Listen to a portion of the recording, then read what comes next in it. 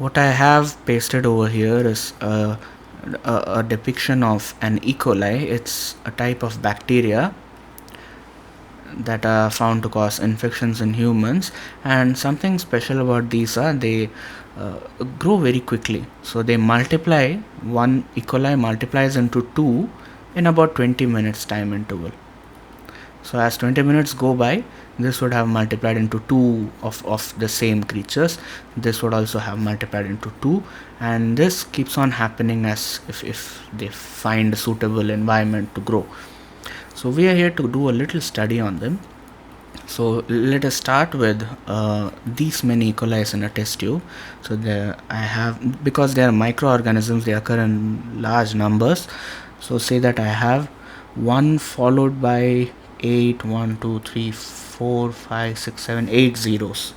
So I have these many E. coli in a test tube, these many bacteria, and it can also be called 10 crores if you're from wherever they use this system, and they are also called 100 million in some places.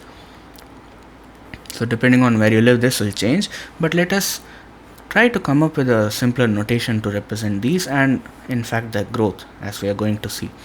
So say that I have started my experiment at 6 a.m. in the morning, early in the morning.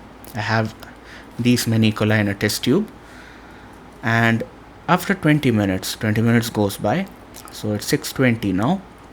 Then the number of E. coli I'd have, number of bacteria in my test tube would be each one of these would have multiplied by 2, and hence the number of E. coli, number of bacteria would have been multiplied by 2. So this is the total number of bacteria that I'll have on my test tube at the end of 6:20. So actually this happens at 6:20, and at 6 a.m. this happens. So let us go ahead, let one more 20-minute time interval go by, let the time be 6:40 now. So how many bacteria would be there in my test tube? Well, one should already guess. We have these many bacteria, 20 crore or 200 million, and what would happen is each of them would have multiplied by 2, and hence I'd have these many times 2 number in my test tube now. One more 20-minute time goes by, and this happens for every 20 minutes. So after each 20 minutes we'll have times 2 number of bacteria. Well, this growth is called the exponential growth. We say that this the number of bacteria, the population is growing exponentially. You might have heard this term in English often, but it actually is built upon this word exponent, and that's what we are here to study now. So say that how many 2's do I have? 1, 2, 3, 4 and 5. So 5 20-minute time interval have gone by, and the conclusion of our experiment would be that I'll have 1 0 0 0 0 0 0 0 0 times 2 times 2 times 2 times 2 times 2 number of bacteria. So as hard it was to say this, I want to come up with different notation for me to explain this concept. So say that I represent these bunch of 2's as 2 to the power of some number 5. These are the number of 2's occurring, and I just called it 2 to the power of 5. This is how we say it.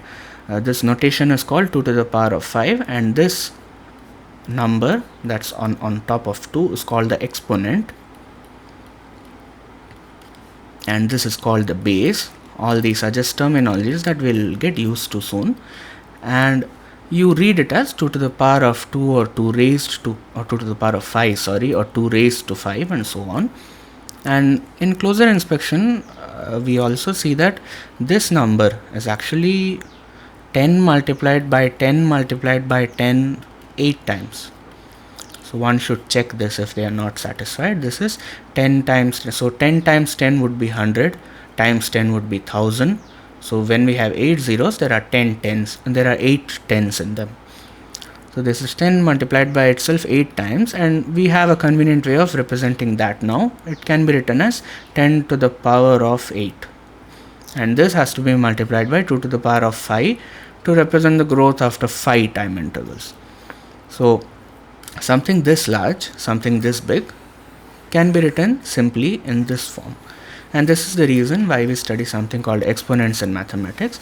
In further videos, we'll actually see all the rules of exponents, and all those rules would be essentially, you should always keep this in the back of your mind, they'll be essentially the way we define multiplication and division in numbers. All of them would be some outcome of that basic fact.